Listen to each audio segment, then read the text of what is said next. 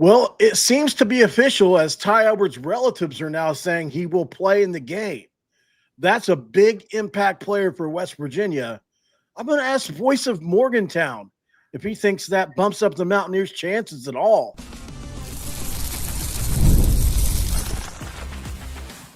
You are Locked On West Virginia, your daily podcast on the West Virginia Mountaineers, part of the Locked On Podcast Network, your team every day. What's up, guys? Happy game day. My name is Mountaineer Paul. I am your host. This is Locked On West Virginia, baby, where we're talking about the Mountaineers again today on a Friday, 10:30 kickoff. It's a really odd kickoff timing, if you want to say that. So let's get to it. Obviously, we got to get to the channel sponsor, then we'll get to the guest. This episode of Locked On West Virginia going to be brought to you by Mazda. Look, when it comes to Mazda, like our players, we sweat every detail because when you make every move count, pulling off the unexpected is only the beginning. Stay tuned later for highlights in this week's Moving the Game Forward with Mazda. Move and be moved. Not here alone. This will be a first time or second time. I think it's the first time ever on this show that the voice of Morgantown, Brad Smith, is here. Hey, guys. Did the world end? Did it blow up? Or are we good? What's up, Paul? Paul, have you ever been in such a tumultuous back and forth relationship as you have with me? It is a roller coaster ride between you and I. I knew you'd come up with a question. I need everybody to know Paul had me blocked on everything until 2 days ago. So, it's up and down. Well, you know what? You continue to show me that you have my back even when we have our disagreements, right? Yeah. We'll touch on this first. There was somebody that made a fake something to try to – and the thing that's weird about it is, Brad, we don't even have to throw names out there, but I haven't spoken to this person in 6 months, 7 months, 8 months. So it's just like, what other reason other than just drinking some haterade could it be?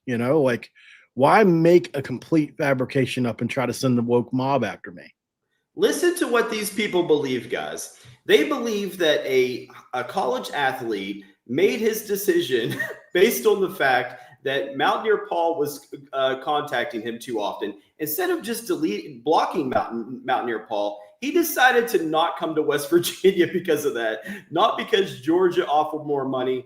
Guys, these people are so dumb. They are. I don't like to call other West Virginians dumb, man, but some of these guys are walking around without brains in their head. Yeah, and the thing is like in the spite of the evidence, it's one of those things where you see it in politics too. No, I don't want to know what the facts are. I just want to believe what I want to believe. So just put it out there. Then you just want to hate me. That's fine. If that's the truth, then do that. But don't pretend like this fake text is real to give you the ammo because it's not. And I could have stayed out of it. I maybe shouldn't have gotten into it, but I just can't stand that kind of stuff happening, man, where I see these guys go on and unfairly attack people because I've dealt with it forever, man, for years and years, and I see you're dealing with it as well now. It's these people. I really wish that I understood why our fan base is the way that they are. There is, and listen, Paul, and everybody else listening, guys, this is a very, very small part of our fan base. This is a couple of dozen burners who don't have any lives, who probably have 5 different burner accounts, and they make it look like a lot of people dislike me or dislike Paul. It's not true. I mean, the people that I talk to in West Virginia love what you do, Paul, and love what VOM does. And so it's disappointing that so many people actually believe the nonsense that these burners, these people say, whatever they say.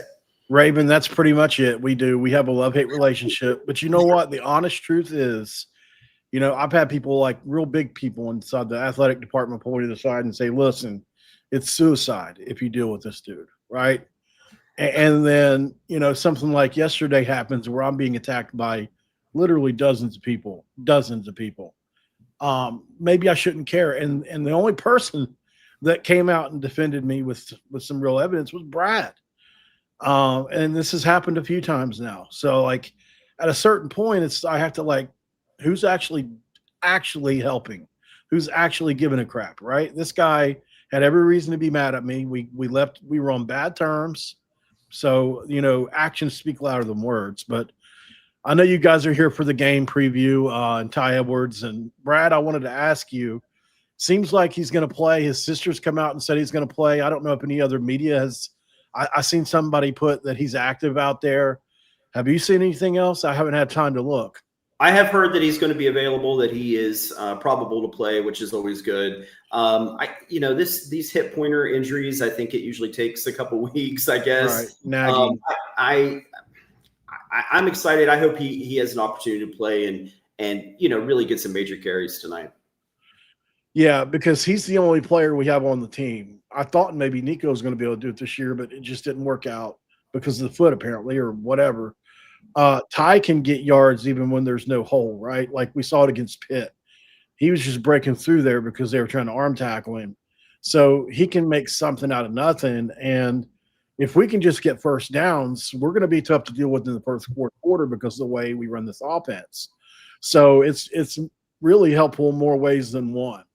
Even if it's just on short yardage, if we can get, if we can just stay second and medium, third and medium, we're going to have a chance in this game because I think our defense is going to play inspired today.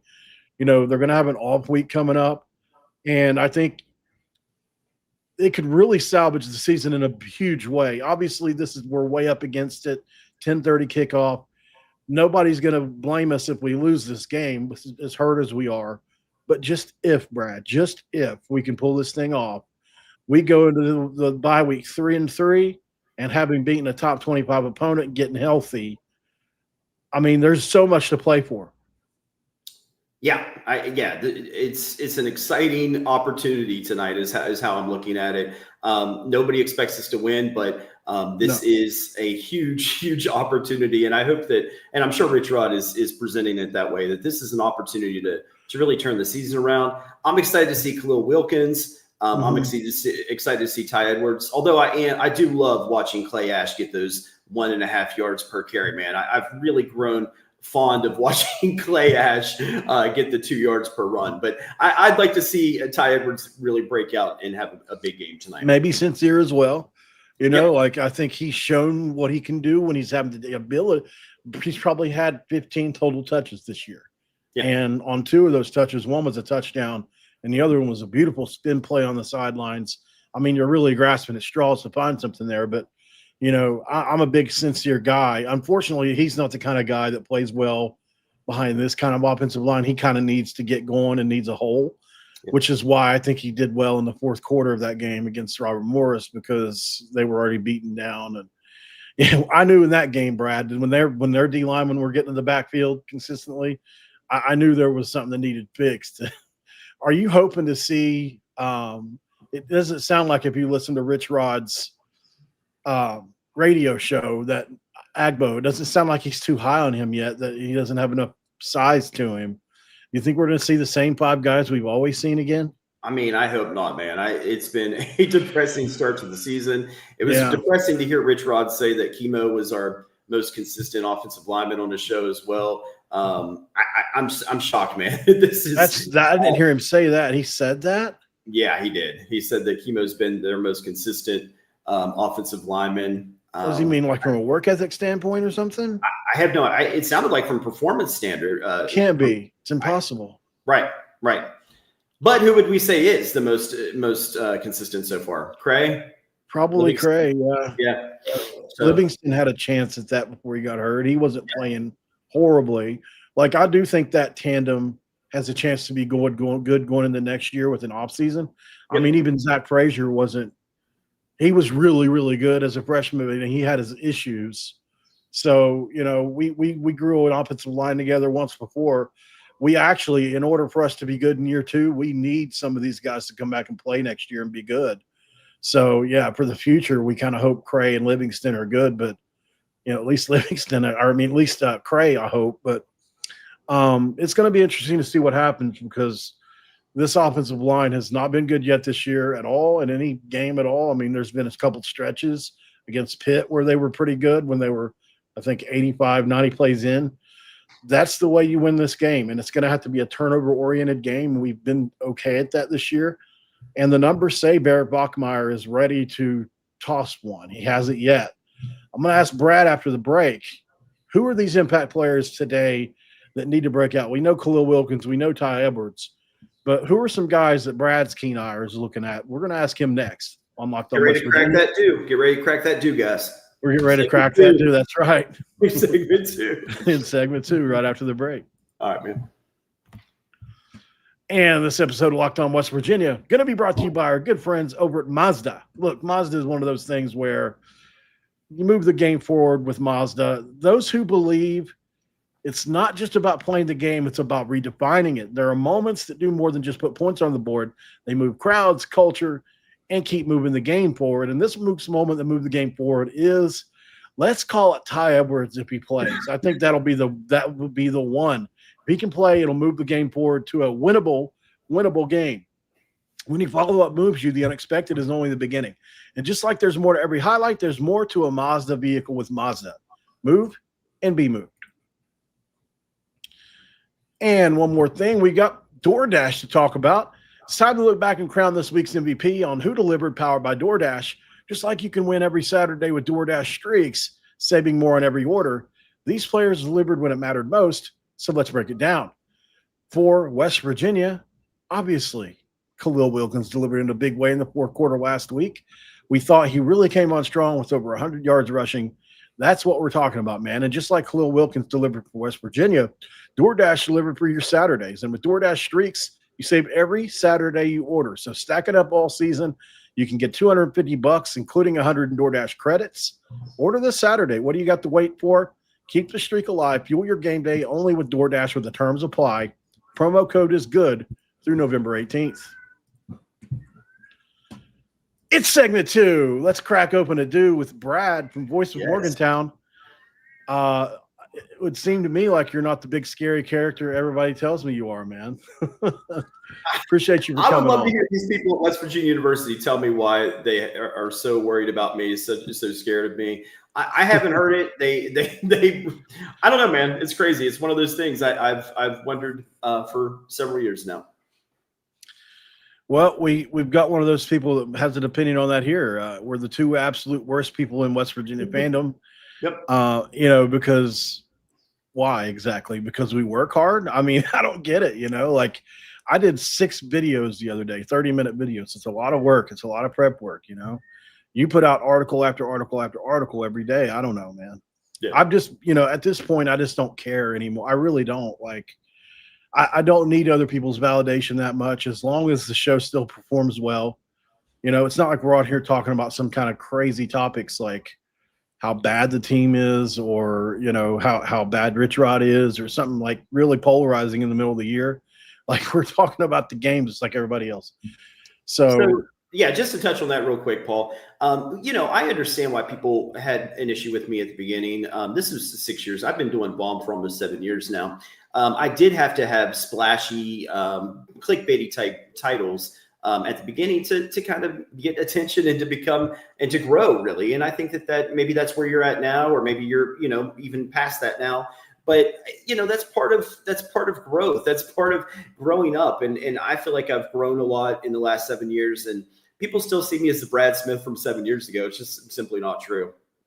Yeah, I mean, listen, I won't sit here and pretend like I've always had the most mature responses either, right? Yeah, for sure. I mean, I've seen you do something I do. Sometimes I'll mention, well, my paycheck's pretty good for doing this or whatever it is.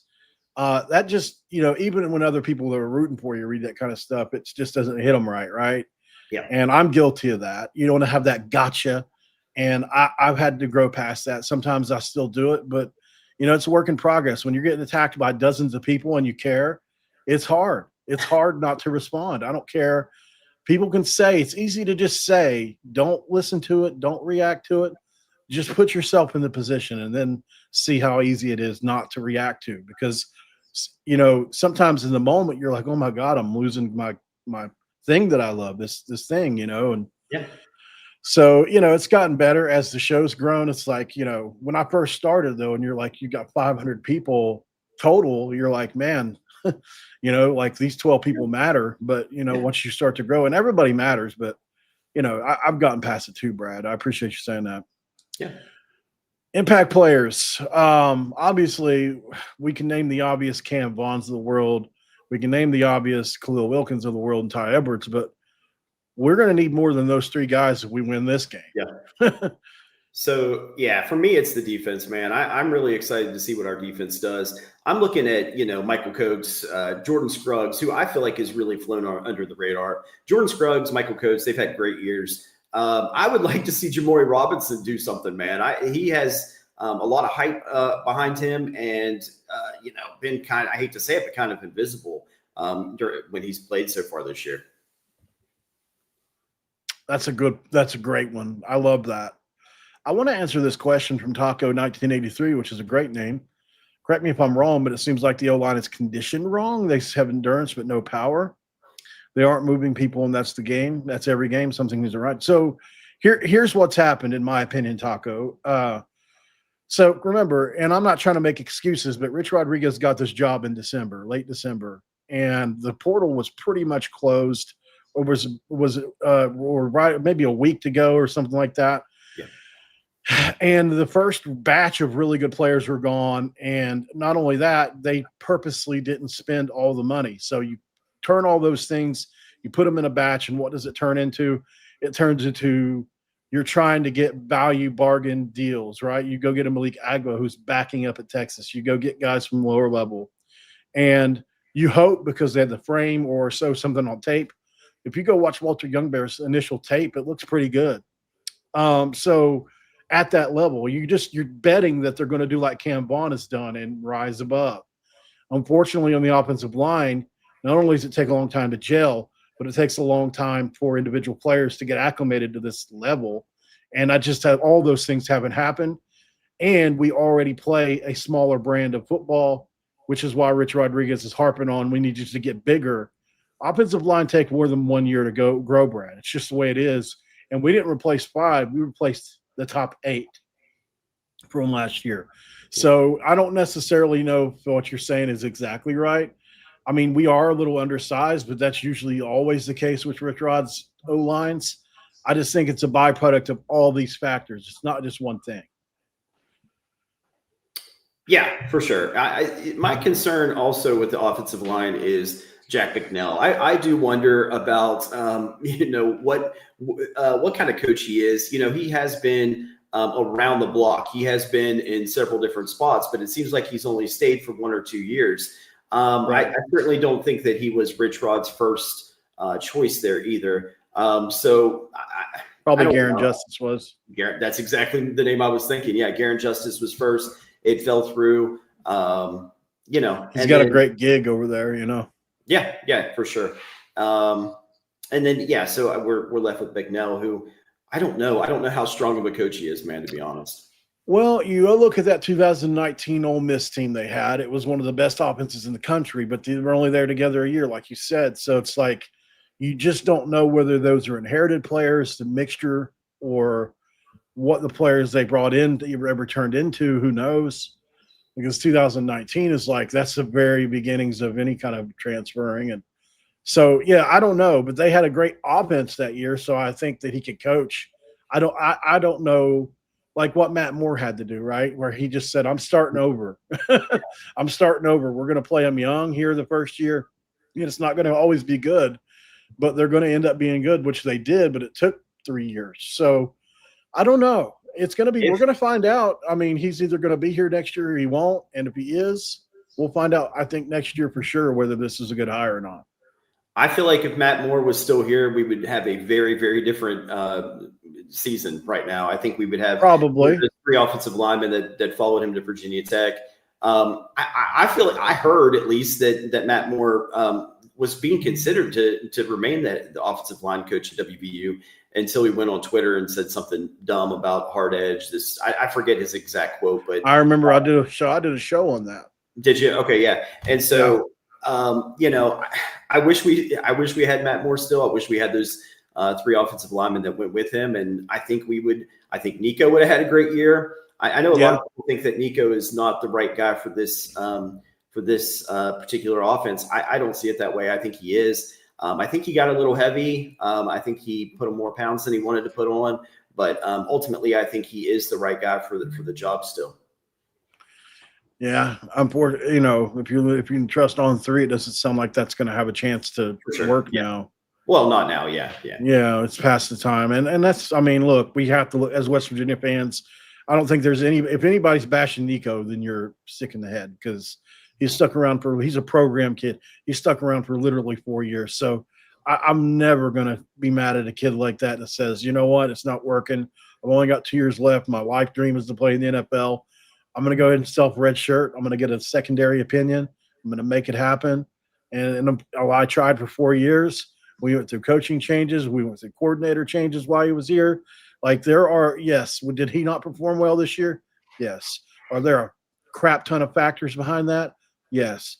This guy went through Graham Harrell. He went through Neil Brown. He's gone through Rich Rodriguez. He's gone through Matt Moore. He's gone through Jack McNeil. There's been 4 different wide receivers coaches. It has not been great for him. I mean, most guys have the same people for years. So, I mean, it's not like he's been running this offense for years. It's his first year. So, like you said, yeah, he got heavy. But, I mean, and I wonder about the foot. But I just think we'll see at the next stop. And ultimately what he would have been. And we have to look forward as Mountaineer fans. And hopefully it's Khalil or Scotty. And if it's not, we got to go out and buy somebody. But we'll cross those bridges when we come to it. Hoping tonight we start a new 05 Pat White come out of the woodworks.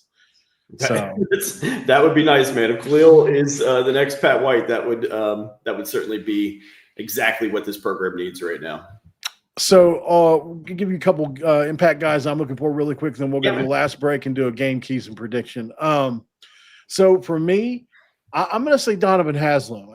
He played some last week, and I think that we moved it when he was in there. Now you never know because it was against what, the second or third string Utah, and maybe they were playing everything in front.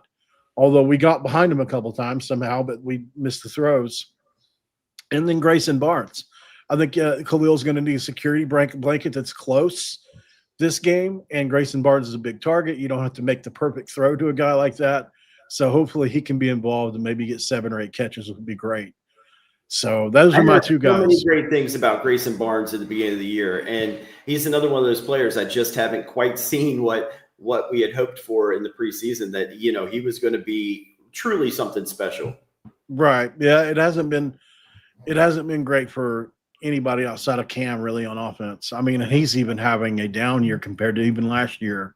Yeah. At Jack State. So we've just got to, we're going to have to grow together these last few games, and hopefully that works, because if not, it's going to be a season where we're going to struggle to make a bowl game, and it's going to be then 7 years instead of 6 like we were hoping. So here we are.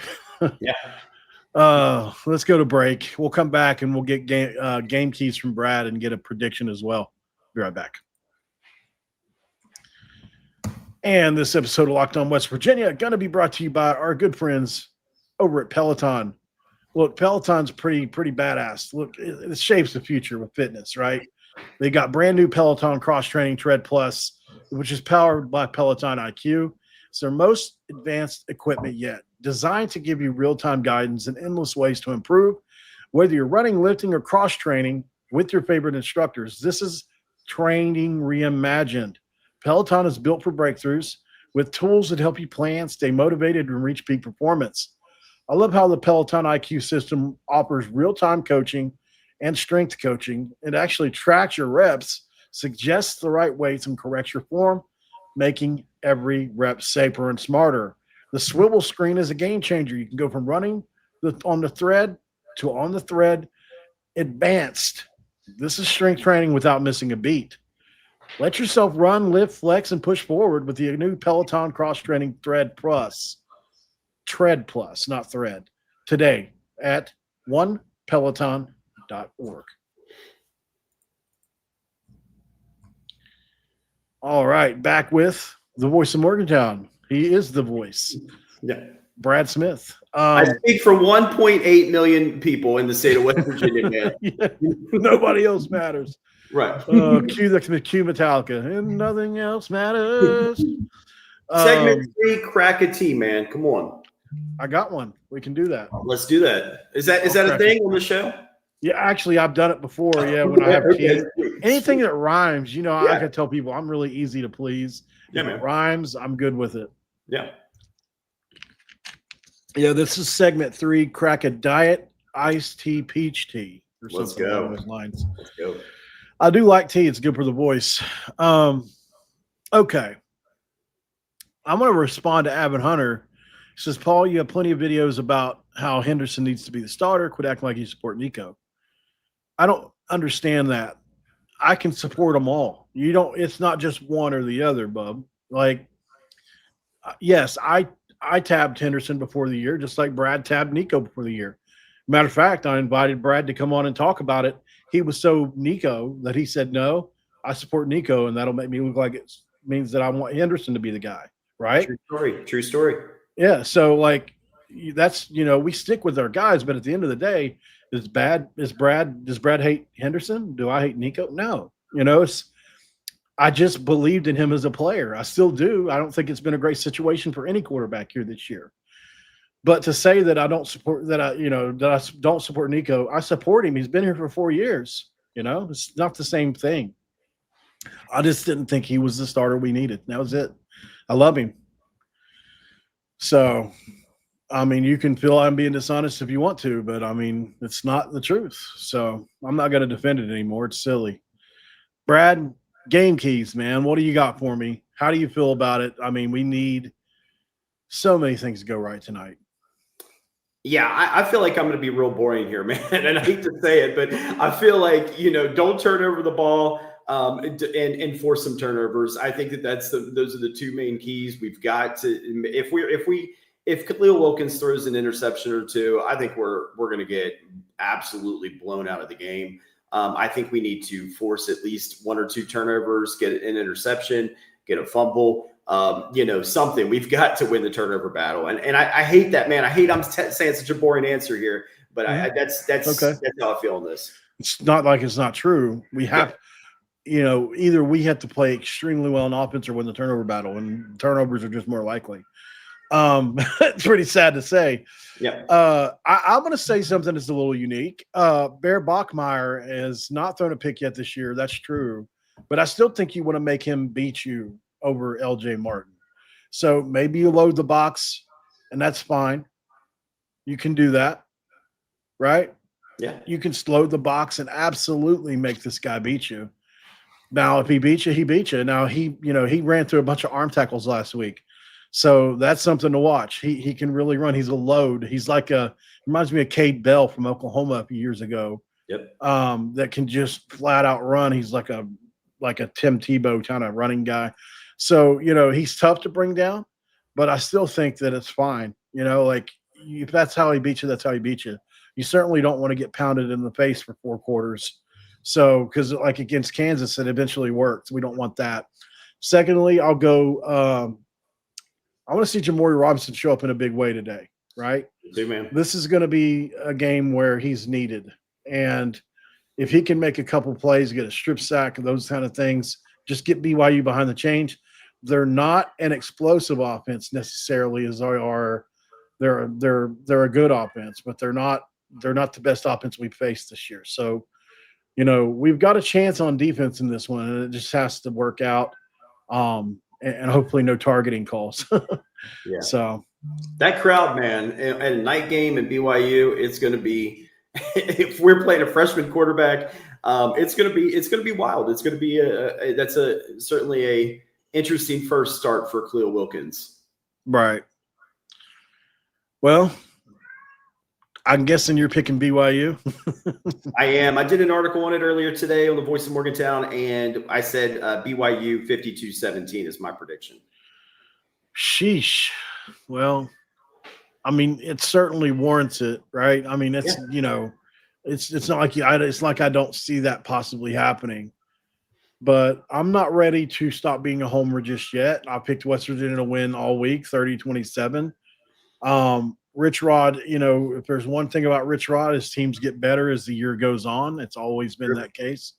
I show this graphic a lot, but it's a true graphic, right? He was, they started at 0-3, finished 8-1.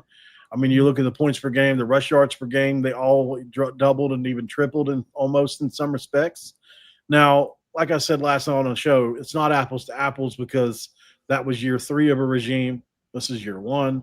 Like, there's a lot of big differences between this team and that Jack State team, but the common core thing is they improved. What's that look like? Well, I think you're competitive in this game at the very least. Don't let it get away from you. Hang your hat on something. Preferably, we would want the offense to play well. I think the defense is going to get healthy and eventually back to what it was earlier in the season as we go down the next few games as the competition drops just a little bit. But, I think that like Brad House says on Three Guys, you're allowed to get better. You're allowed to. So why not us? Why not us? I love my time in Provo. It was life-changing for me, honestly. I can say that. But, I don't want them to win. So I'm going to stick with my Mountaineers for one more week, and maybe I won't get burned this time, or maybe I'm the bad luck. I don't know. I picked the Mountaineers to win every game this year, man, until today. So I've been burned a couple of times already. Yeah, that's fair. Yeah. That's fair. Yeah. Well, man, I appreciate you for coming on. It's going to be a fun game tonight. We still literally have almost 3 hours before kickoff. Isn't that crazy? Yeah, I don't know. I mean, I'm so excited to watch this game tonight, but man, 2:00 in the morning on a Friday night, that seems like a challenge for me. I'm getting kind of old, man. So yeah. And do you know why it is we're playing this game at this time? I found out last night. I haven't heard now. It's because of the BYU has some kind of big convention. The church does. Oh, so the reason this game's being played when it is their church. They just say basically like we're not playing on Saturday or Sunday in this week, and so we have to play them at 10:30 as a result. It is what it is, right? I mean, you have to. That's what this country's all about. I mean, freedom of religion, right? But man, it's rough on our Mountaineers. We have not been done any favors with the schedule this year at all. True. Yep. Oh well, guys. Well, I'll be post game after the game. You guys know me. Unless we're completely blown out of the water and I'm dog tired, there's a 5% chance, 10% chance I won't be. But just check your phone. I'll probably be live after the game. We'll see what happens. I'm going to watch it with bated breath. I know Brad is too, and hopefully we've got big energy for the next 2 weeks because we won a game. That's the biggest thing, Brad, as a content creator. I need us to win, so we can keep people watching or reading. Yeah, we love our Mountaineers, but I mean, it's like double the incentive now. Yeah. When Mountaineers are doing well, business is great, right? Business is great. That's right. Or when they're really bad. If they're really bad, or if they're really bad. Yeah. I don't want that to happen either, No. So, guys, you can find Voice of Morgantown on every social media. I think he's on TikTok. He's on Instagram. He's on X. He's on Facebook for sure. He's got a big Facebook audience, several 100,000 people across all those. So you can find him if you're looking. If you just type in Voice of Morgantown on Google, you'll find him that way as well, or voiceofmorgantown.com. So he's pretty much everywhere. He's been around forever. As you can see, he's not that bad of a guy. See, we did a show with him. He's not that bad. Paul, I love the audience. I love the community you've built here on your show. You've got great followers. If they're one of those people that for some reason doesn't like a Voice of Morgantown for whatever reason, I hope they give us another shot and try us out. You're doing a lot of different things, right? You're employing some different people here and there, right? You had Rush doing the show. You got Bernie Mac. Yep. Bernie Mac's great. Like, I mean, I had Bernie Mac on the other day. He's awesome. I feel like we built a real team. I love the team that we built. Bernie Mac, Rush, behind the scenes with Wyatt doing our graphics. We've got my website guy. There's just all together. I'm thrilled with the team that I currently have, and I'm having a ball doing it, man. I agree, man. Thanks, Raven. I'm glad you're in support, man. Appreciate that. So Professional Carpet System says I'm Rougiette ready. Okay. Thank you guys so much. We will be back later. Well, I'll be back later. I don't know about Brad, and I'm gonna let him go. He's getting old. He's probably going to take a nap before the game. That's So. it. That's exactly what I'm doing, man. I'm setting Is it really? going to sleep 8 till 10:15. Oh, I called it. Yeah, man. All right, guys. I can't wait to see the memes that the burners come up with. You and I, we're now lovers or whatever. Oh no, you know it's coming, man. It's coming. Yeah. Burners, bring it on, man. I can't wait to see it. Listen, Well, man, it's good publicity. Any publicity is good. So, and they Yeah. talk about us all day. So keep it coming, guys. Yeah, I've already got a lot of help from the video from earlier where I said I converted to Mormonism. Yeah. By the way, that's not me making fun of them. I am reading the book with an open mind. I told somebody last night that I would, and I, not to keep you on here any longer, but just in general, when it comes to anything in life, I always try to educate myself on it first before I speak on it. The idiots are the ones that don't do that, right? Yeah. Whether you're hardcore Christian in one way or another, theology is still something that's taught for a reason, and you want to educate yourself on that stuff. So I'll be reading the Book of Mormon just to see what that's all about with an open mind, see what happens, So how lovely have the BYU fans been on X too? The best. I'm just so sweet and so, I hope you have a good time here in Provo. I hope we get the win, but I hope none of your players get injured. I mean, just this, absolute sweethearts. We talked about it before the show. These Mormons, I've never met a Mormon that I didn't think was just so delightful, just so lovely. And it's true. There's something to it. If you go to Provo, you can feel it in the air. There's just something there. There's a love in the air there. I don't know how to explain. I felt it when I was there. It was palpable, and they really I needed it at that point in time. I didn't know it, but I hadn't been on a vacation since before I had got clean, right? Years before. So it was it really did a lot of good for me. So appreciate you guys. Be back later tonight. Until then, man, for Brad and myself, we are out of here. Let's go Mountaineers. Let's go Mountaineers. Q Country Roads.